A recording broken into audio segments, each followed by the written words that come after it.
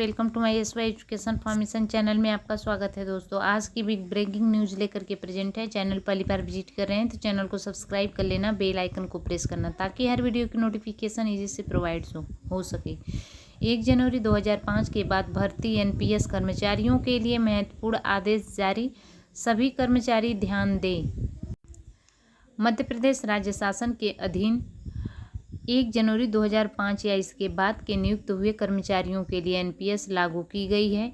इस योजना के तहत कर्मचारियों के पेंशन के लिए हर महीने एक निश्चित अंशदान राशि जमा की जाती है और यह राशि विभिन्न पेंशन फंड मैनेजरों द्वारा निवेश की जाती है ताकि सेवानिवृत्ति के बाद कर्मचारियों को एक सुनिश्चित पेंशन मिल सके। अब एनपीएस में शामिल मध्य प्रदेश राज्य शासन के कर्मचारी अपने हिसाब से पेंशन फंड मैनेजर का चयन और निवेश कर सकते हैं और इससे पहले का उद्देश्य कर्मचारियों को उनकी पेंशन निधि के प्रबंधन में अधिक लचीलापन और अधिक विकल्प प्रदान करना है। भारत सरकार की अधिसूचना का पालन, पेंशन फंड मैनेजर का चयन कैसे करें, निवेश पद्धति के विकल्प और अलग से जारी किए जाएंगे दिशा निर्देश। इस योजना को लाने का उद्देश्य। कर्मचारी ध्यान दें, सभी 1 जनवरी 2005 के बाद भर्ती कर्मचारियों के लिए आदेश जारी है। भारत सरकार की अधिसूचना का पालन 31 जनवरी 2019 को भारत सरकार द्वारा जारी अधिसूचना के तहत केंद्र सरकार के एनपीएस कर्मचारियों के लिए पेंशन निधि और निवेश की प्रक्रिया में कई अतिरिक्त विकल्प दिए गए थे।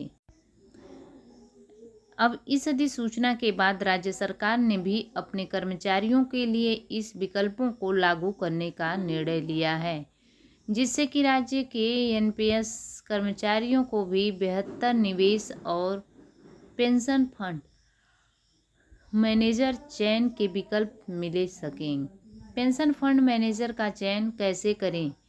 अब राज्य के एनपीएस योजना के अंतर्गत आने वाले कर्मचारी पीएफआरडीए द्वारा अधिकृत पेंशन फंड मैनेजरों में से किसी एक का चयन खुद कर सकते हैं और यह विकल्प कर्मचारी को एक वित्तीय वर्ष में केवल एक बार दिया जाएगा। अगर कोई कर्मचारी इस विकल्प का चयन नहीं करता है तो प्रबंधन में अधिक नियंत्रण और पारदर्शिता प्रदान करता है, जिससे कि वे अपनी वित्तीय योजना को बेहतर ढंग से प्रबंधित कर सकते हैं।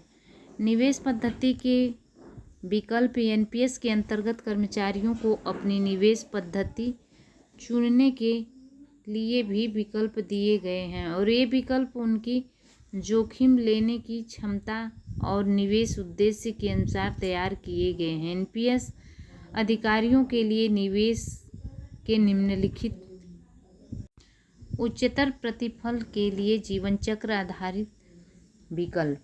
परंपरागत जीवन चक्र निधि, इसमें इक्विटी में निवेश की अधिकतम सीमा 25% है।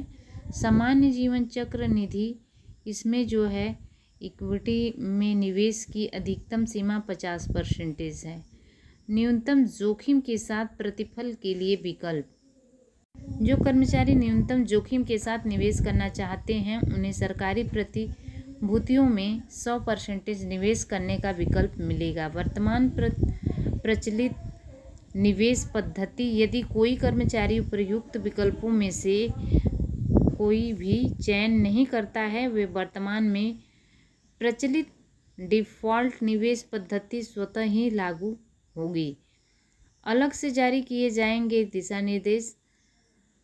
अभिदाताओं को इन विकल्पों के उपयोग संबंधी प्रक्रिया के दिशा निर्देश अलग से जारी किए जाएंगे और इस योजना के तहत सभी आवश्यक निर्णय राज्यपाल के नाम से किए जाएंगे और इस प्रकार मध्य प्रदेश राज्य शासन में एनपीएस कर्मचारियों के लिए निवेश और फंड मैनेजर चयन की प्रक्रिया को और अधिक लचीला और सुविधाजनक बना दिया है। इस योजना को लाने का उद्देश्य, इस योजना का सबसे बड़ा उद्देश्य यह है कि कर्मचारियों को अपनी पेंशन निधि के प्रबंधन में अधिक स्वतंत्र और लचीलापन मिलेगा और वे अपनी वित्तीय स्थिति, जोखिम लेने की क्षमता और सेवानिवृत्ति के बाद की योजना के अनुसार वे अपने निवेश का चयन कर सकते हैं। और इसके अलावा पेंशन फंड मैनेजर के चयन के विकल्प से यह सुनिश्चित कर सकते हैं कि उनकी निधि का प्रबंधन उनके भरोसेमंद फंड मैनेजर द्वारा किया जा सकता है। तो दोस्तों, इस तरह से हमारे चैनल पे बने रहने के लिए लगातार thanks for watching. God bless you.